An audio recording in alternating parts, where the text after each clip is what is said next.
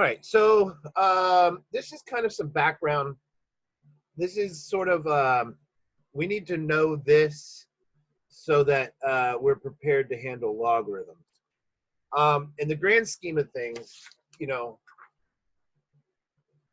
we have this forward backwards, this push pull, this opposites that happens in mathematics, right?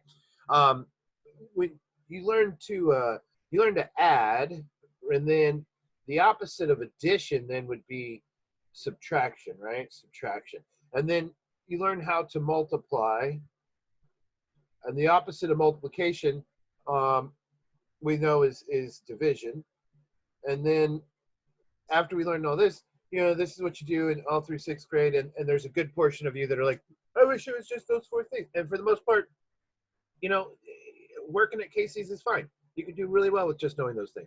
However, whenever you want to actually get a little bit ahead in life, you're gonna have to figure out what exponents are.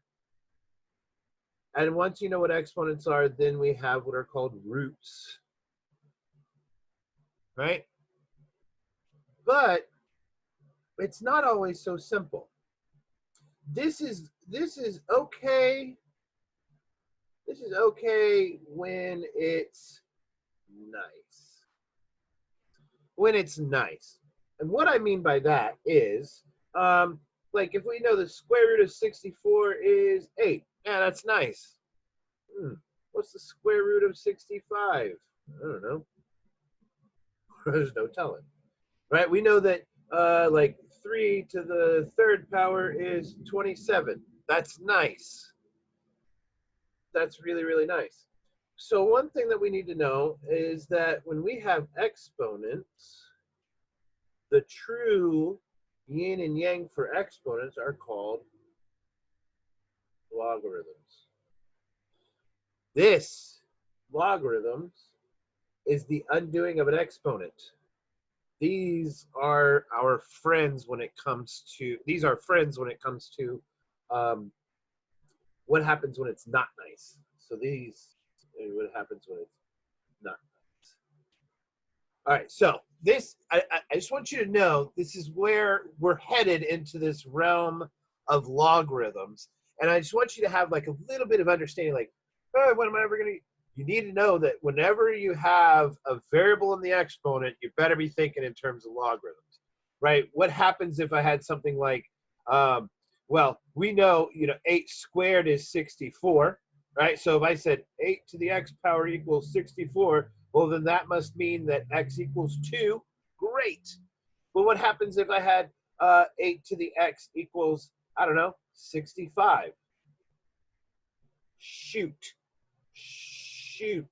I don't know. I don't know what x equals. And that's where our friends' logarithms are going to come into play.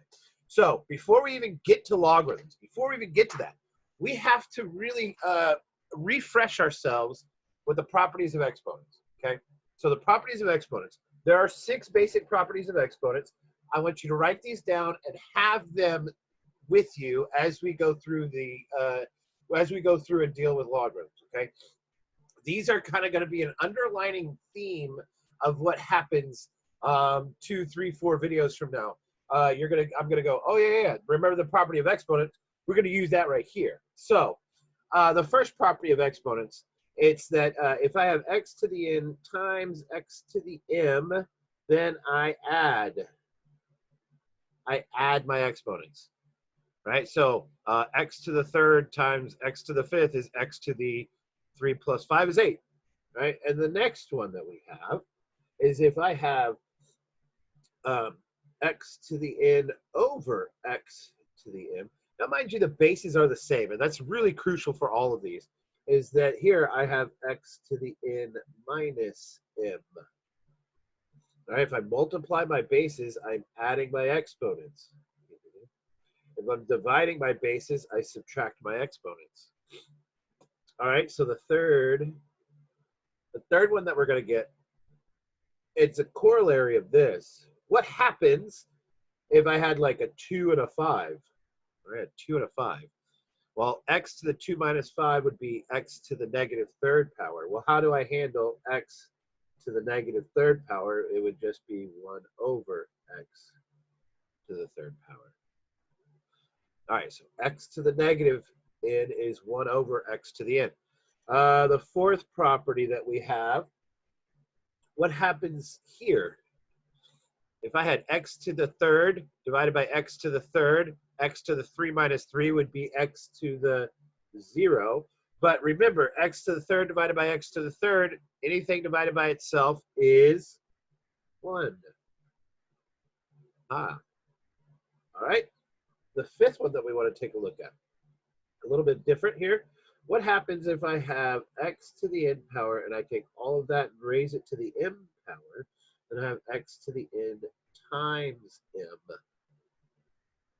Here we're going to multiply. Power to a power, multiply. All right, the sixth one that we have, if I have the bth root of x to the a, then I end up with x to the a over b. This is going to show up. This one shows up quite a bit. So take note. This is going to show up some. This will show up a little bit. These three right here are going to show up. And this one. Actually, all of them. All of it. The whole thing. They all show up. You need to know these.